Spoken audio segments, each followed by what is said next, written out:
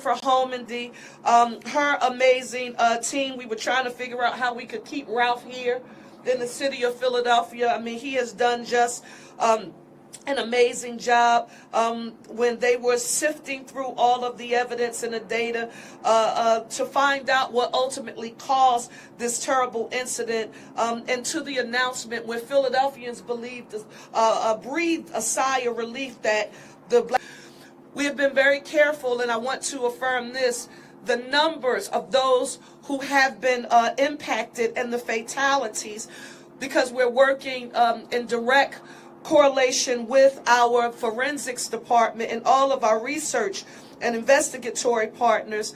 We want to affirm the numbers, and that is that 6 people, yes, were on board the plane. However, the 7th person who was in a nearby car, they also perished. We learned today that the number of people who have been treated so far with injuries that they suffered as a result of the crash has been increased from 22 to 24. 4 of those people remain hospitalized. 2 are now stable, and 2 remain in critical condition. We will continue to keep them, their loved ones and families in our prayers, and we stand with them. We also want to reinforce our ask that you follow the work of the NTSB on Twitter for subsequent updates from our federal colleagues as we're collaborating with them closely. Public education. No new updates. Philadelphia schools are open, and no charter schools have been impacted by the incident. Mr. Secretary and Governor, I think we've heard this from across the board, but I can tell you that although we've been talking about local, state, and federal partners, and we all have very specific assignments and areas of expertise, there have been no silos. We have all technicians and engineers who are on the ground, and the investigators, but they have worked in a collaborative spirit. And for the record, I again want to affirm NTSB, Ralph Hicks, thank you. To the FAA, you have been amazing. The office of our governor, Josh Shapiro, our Pennsylvania State Police, Pennsylvania Emergency Management, Department of Environmental Protection, of course our Philadelphia Police and Fire, Office of Emergency Management, our Managing Director's Office, the American Red Cross of Southeastern Pennsylvania, School District of Philadelphia, many other agencies and officials. We are all grateful for your support. We have to now mention for the record that intergovernmental cooperation also extends to our elected representatives. And I shared with both the governor and the secretary that our U.S. senators, Fetterman, this process, as well as Congress members Evans, Boyle, and Scanlon, all of our state legislators, and it's important to affirm this, Reps Doherty, Nielsen, Solomon, Bellman, every rep, State Senator Picozzi, who represents this area, my former double colleague, Driscoll, thank you so very much for being here. Commissioner Dealey, the Mexican consulate, everyone. Finally, where do you turn to for help? Shelter. There's a shelter at the Samuel Fells High School, located at 5500 Langdon Street, here in Northeast Philadelphia. It is being operated by our Office of Emergency Management and the American Red Cross, Southeastern Pennsylvania, with the School District of Philadelphia. It is operating 24/7. You only need to call 1-800-RED-CROSS for help. I also want to affirm that we have now confirmed the location for our town hall meeting. It will be held on Wednesday, this Wednesday, February 5th, at the Silas Cohen Elementary School, 7001 Horrock Street at 7 p.m. This becomes extremely important because so much supports. We want to make sure we communicate to the public and any other questions or concerns that you may have. If you need mental and behavioral health supports, we want you to call the hotline at 988 or visit them at www.dbhids.org. .org. The City of Philadelphia is here to help you. If you know of anyone who has been displaced or impacted by the tragedy, we want you to tell them that they can get help. However, we don't want anyone, because right now, as you can imagine, Mr. Secretary and Governor, a lot of people are watching us. A lot of people are saying, what can we do to help during this time? We still do not want you to bring any sort of donations and or supports to this site, nor do we want you formally making a contribution because nothing has been structured as of yet that involves our government. We're working with many partners in order to stand that up, and as soon as we have found and established a vehicle, we will communicate that with you. But we are developing a way for people to contribute to the victims of this disaster. Roosevelt Boulevard is now reopened.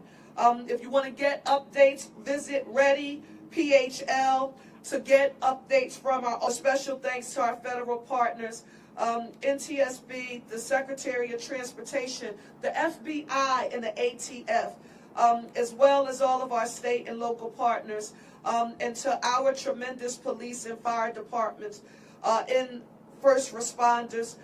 Thank you all. Mr. Secretary, I want to turn it over to you. Thank you. Thank you, Mayor. It is nice of the welcome you've given me here in Philadelphia. I want to take a quick moment and extend my condolences to those who lost their lives in this tragedy here in Philadelphia. Not only those who lost their lives, but many lives in Philadelphia have been impacted. As you look at the crash zone, people in the hospital, we look at people removed from their homes, businesses that have been shut down. There has been a substantial impact that's taken place here in your city. And I just want to take a moment and this is the first time I had a chance to meet your mayor, but I saw what she was doing through this crisis, and the kind of leadership that she has offered Philadelphia has been remarkable. The work that she put in to build a team that could respond to this crisis the way they did, of police and fire and first responders. They don't know what hit them, and they responded quickly to the scene and did a fantastic job, as well as leadership from your governor. He has been remarkable, Governor Shapiro, in constant contact with the Department of Transportation, with the senators, and again, wonderful leadership that's been brought to Philadelphia to make this crisis just a little bit less painful. I know that President Trump sends his condolences to the community and is offering resources and support as this recovery continues and investigation continues.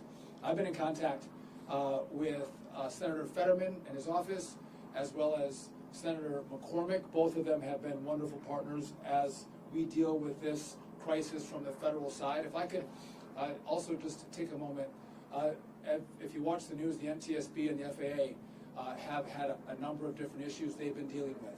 And they were here at this crash site in less than an hour and a half. They responded immediately so we can get answers to make sure this doesn't happen again. So I want to say thank you to the FAA and to the NTSB.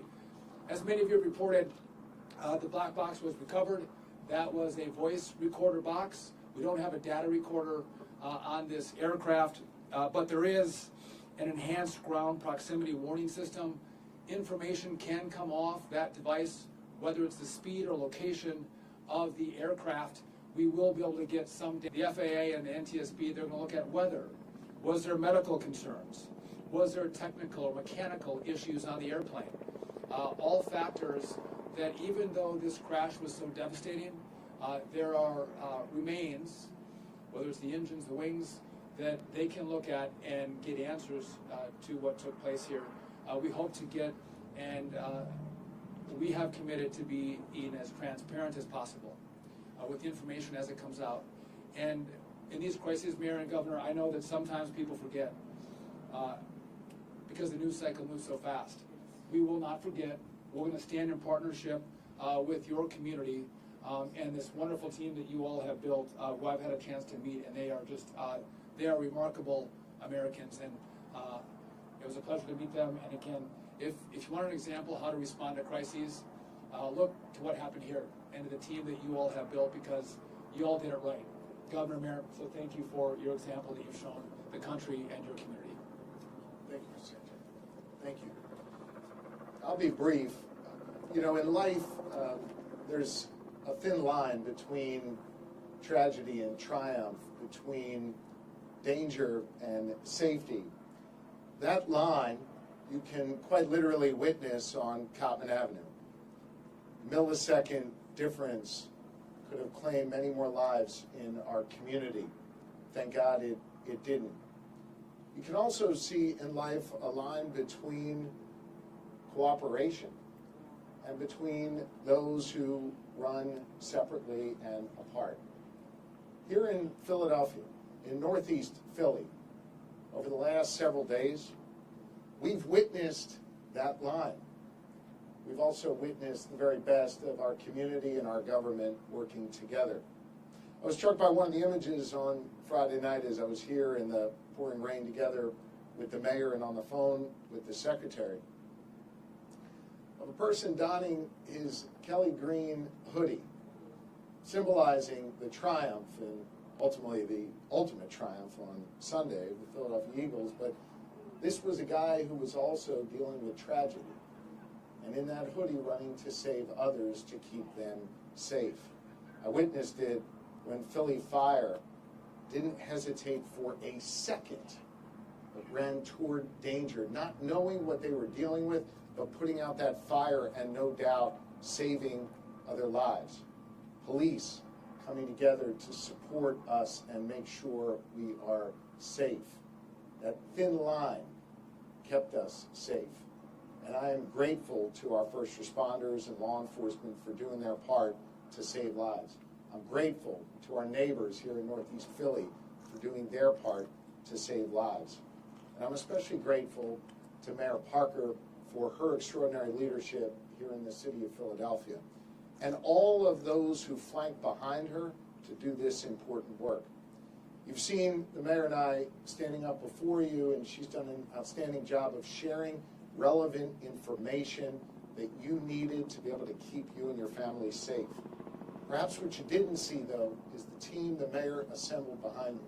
Quite literally, the folks right now who are going through DNA, the folks who are excavating ground so that they could get that black box out and get answers, the folks who are out cleaning up our community so people can get back up on their feet. All of these folks work with the mayor, work with the city of Philadelphia, and make us proud. And I wish the people of Philadelphia could see the extraordinary work they do. They would be proud of these public servants.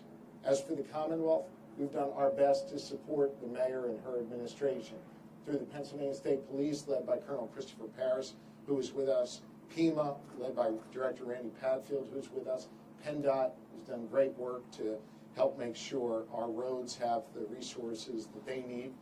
And I just want you to know, Madam Mayor, the Commonwealth stands with you, not just today, but every day as we go forward. Finally, God bless you. Got on the phone with me immediately to say, what do you need? Here's what we are sending. We are in this, helping us here in Philly. It says a lot about him, and it says a lot about the people that are behind him as well at the U.S. Department of Transportation, to make sure that we have what we need here in the city of Philadelphia. Division in ranks, division in our politics. There's no division here. Everybody rowing in the same direction. Everybody working together. Everybody making sure that that thin line between danger and safety is understood. And we prioritize the safety and welfare of the people of Philadelphia and the citizens of this great Commonwealth of Pennsylvania. Madam Mayor, thank you for your leadership. We appreciate you. Question for you. I wonder what struck you surveying the crater, and then secondly, the condition of the black box? So in regard to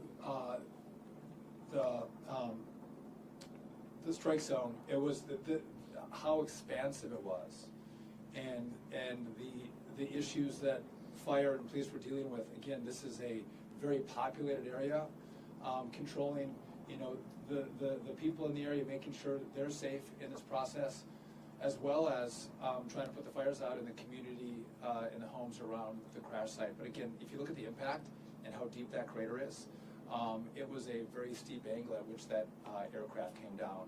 Yes, the second part of that question? Yeah, the condition of the black box. The black box was on its way to DC today.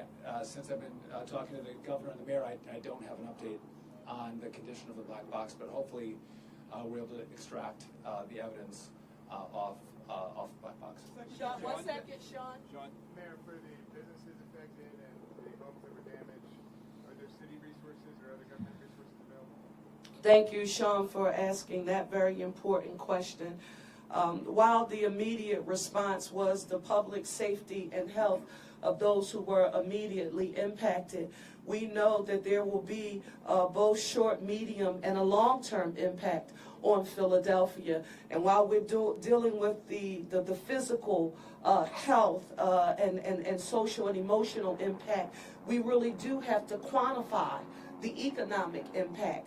And for that's why I'm grateful to have Secretary Duffy here along with Governor Shapiro. We immediately had those conversations, and it will require that intergovernmental collaboration, finance, budget, being able to connect with the agencies that we discussed earlier, Mr. Secretary and Governor. So appropriate, and we're working on getting that done immediately. Thank you for that question. Mayor, I have a quick question as far as the black box. What is obviously, is there a way, if that black box is damaged beyond repair, is there a way to extract data from that? Can anybody answer that? Well, I don't want to answer for them, but I do want to share what they've communicated to us. It goes back to the NTSB headquarters. They have the best technical experts available, and we allow them to do that work. And just like they found it, and they publicly affirmed to us when they acquired it, as mayor of the city of Philadelphia, I've watched it in the past. I'm very sensitive to putting a time, line and or affirming what can or cannot be done. It's just been transported to them. Let's give those experts an opportunity to do their job, and let's let them report back to us. Deanna, yes. You talked on Zach about missing people calling 911. Do you have a list so far of how many were missing? And for the governor now talk about DNA. Can we assume through the delicate way you're speaking it that we have names out there that you can respond? Deanna, you were ultra sensitive and perceptive when you asked that question earlier, and the same on today. That is why we have been so exact in affirming what we have confirmed, but not being absolute. As much as we want to say, this is the exact number of people who have been impacted and treated, or these are the absolute number of lives that have been lost. We're going to allow our experts, our partners at the local, state, and federal levels to continue to do their work. And as soon as we get more information, we will communicate it to you. But I do want to say this, because in real time yesterday, I visited 2 people and their families who were impacted. And they know that we're praying for them, and they were very grateful to it. But I also want you to know, I stopped at one of our hospitals in particular and had a chance to go into the emergency room and talk to all of the emergency medical professionals who were there to say thank you to them, because they are frontliners, and we were very grateful for their support. Thank you. Down here, Annie McCormick. Annie? Are you able to confirm for us in the vehicle where there was one fatality, the other people that are injured in the hospital, were they also in that vehicle, and were they part of the same family? Yes. So they're all, are there 2 people that are injured in the vehicle in addition to the fatality in that vehicle, or they're all that? Yes. Thank you. One more question. I'm sorry. Yes. Prior to all this, you've seen far more specific video now of the impact, the point of the impact from possibly the Dunkin' Donuts. Could you speak to that in a little bit away, tell the public about what it is you witnessed there and what happened? You heard the governor and I the other day, I think it was Friday or either Saturday, the days are running together now. I affirmed that I'm a praying mayor, and he affirmed how strongly he stood on his faith. When you look through the footage and you think about what could have been, had a gas line been hit, I'm going to stand strong on my faith. I'm grateful to God. I am also thinking about everything that we need to do that you can't quantify by numbers. The social and emotional repair. That's why you constantly keep hearing me refer to the importance of us acknowledging trauma and the impacts that a tragedy like this can have on the city. Jeff, we're working on it, and we're working on making sure that we use every level of government. I know every time I say that word, people say, Mr. Secretary, intergovernmental collaboration. I mean, it sounds like, what's that thing? Is that important? Let me say this, Philadelphia, we can't get through this moment. We all have to do it together. So I was fortunate in thinking about Philadelphia and that we don't let politics get in the middle of us getting our work done here. So, no emotions, no pride, no ego here. These were professionals who got together and they are doing that job, and I am so grateful. Thank you all so much. If you have any further questions, see Joe Grace, and we'll do our best to answer them for you. Thanks, everybody.